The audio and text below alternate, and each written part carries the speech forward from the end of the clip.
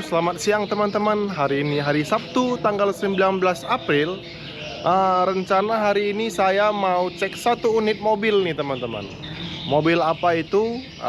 Rencana sih saya akan mengecek salah satu mobil Toyota Harrier 3000 cc V6 teman-teman, tahun 2003. Kalau dilihat dari iklan sih harganya cukup menarik ya. Gimana kondisinya teman-teman? Jadi kita hari ini vlog hunting mobil bekas teman-teman.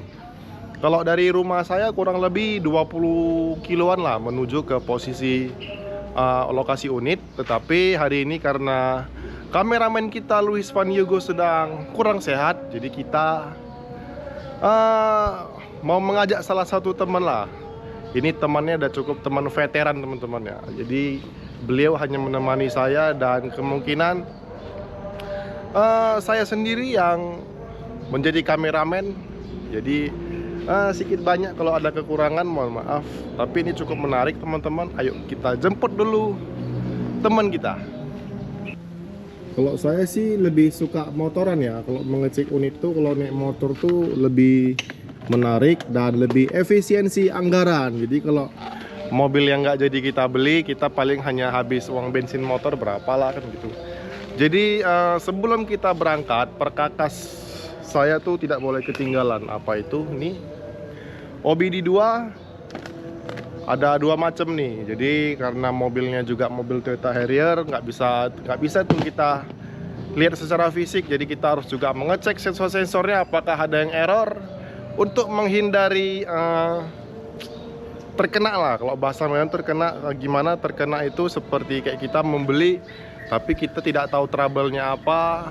Jadi supaya kita tidak melakukan kesalahan, jadi kita perlu memakai dengan OBD scanner teman-teman. Yes, karena ini jalannya lintas utama, jadi saya pakai helm dulu ya. Ini kebetulan bukan helm saya, tapi saya pinjam aja deh.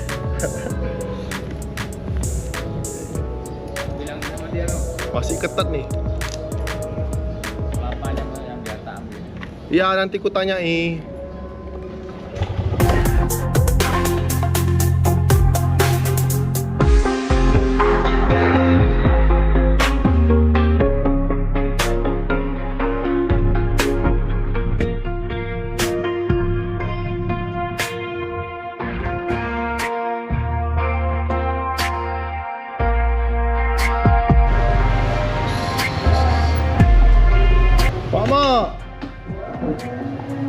Ya, ini kita jemput teman kita dulu, namanya Wakmo, sebelum berangkat ya teman-teman. Ini dia penampakan dari Wakmo. Hey. Jadi beliau ini adalah teman veteran kita ya. Wakmo udah berapa umurnya? 56, 55. Umur Wakmo udah 55. Tapi jiwa tetap jiwa muda ya. Iyalah, mumpung ngasih diberi kesempatan ya anak. Oke. Jadi kita sudah siap berangkat teman-teman. Gimana? Saya juga penasaran nih sama unitnya gimana. Tetap saksikan di channel William Lim 25.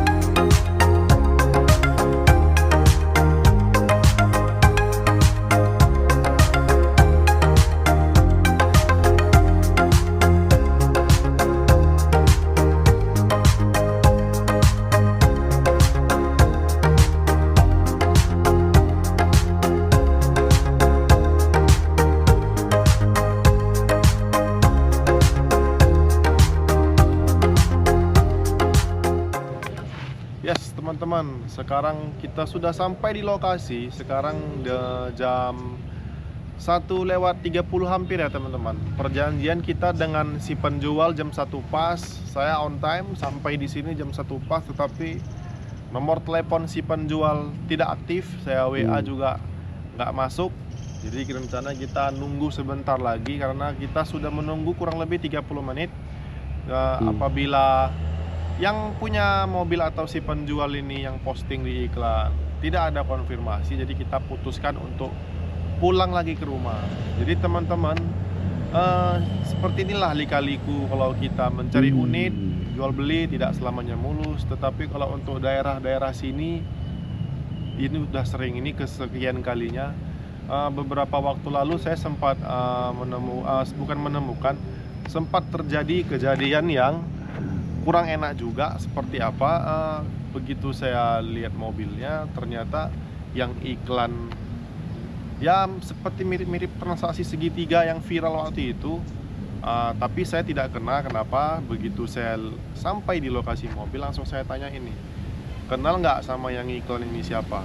Oh, saya nggak kenal, gini begini bukan. Dari situ saya tidak kena penipuan, teman-teman ya. Yang ini juga mau dibilang penipuan enggak, tetapi mungkin belum. Ini makelarnya, mungkin ini yang posting makelar.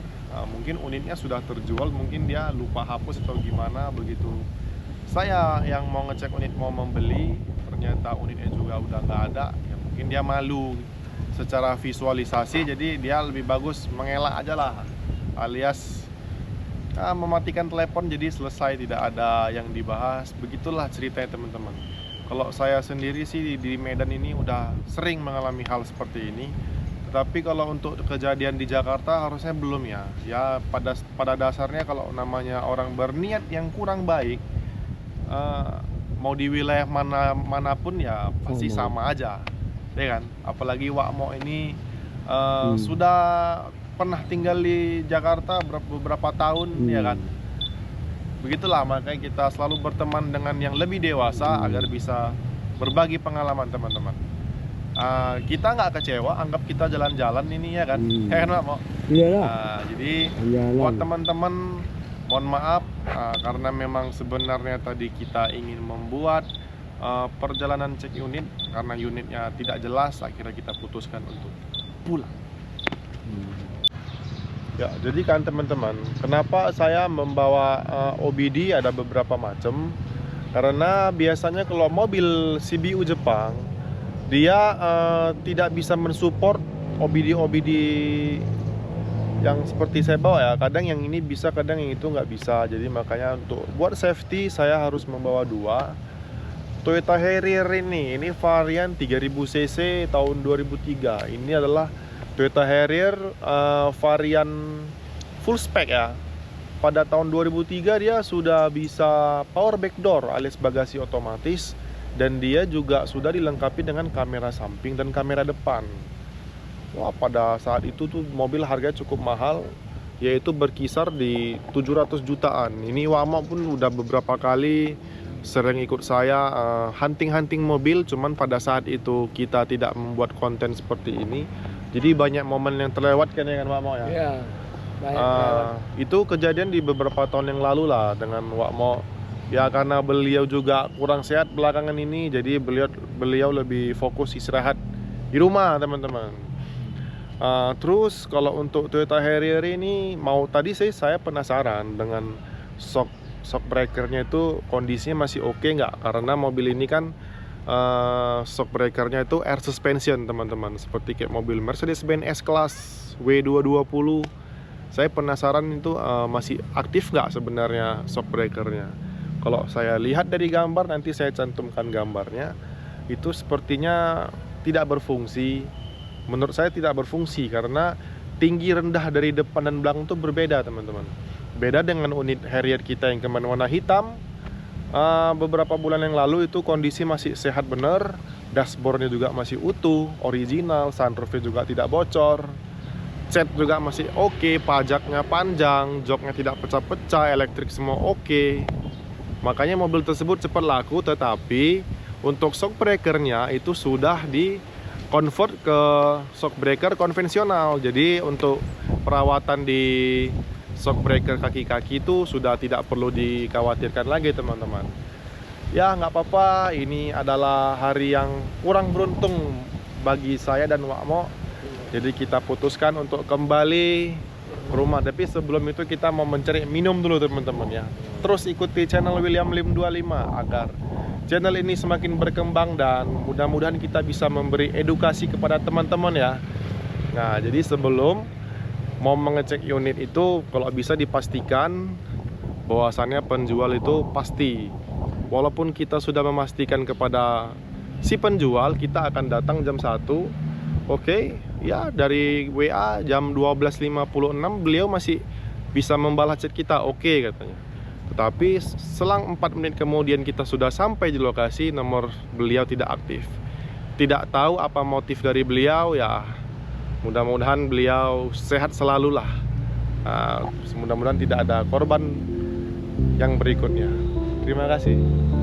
Dadah.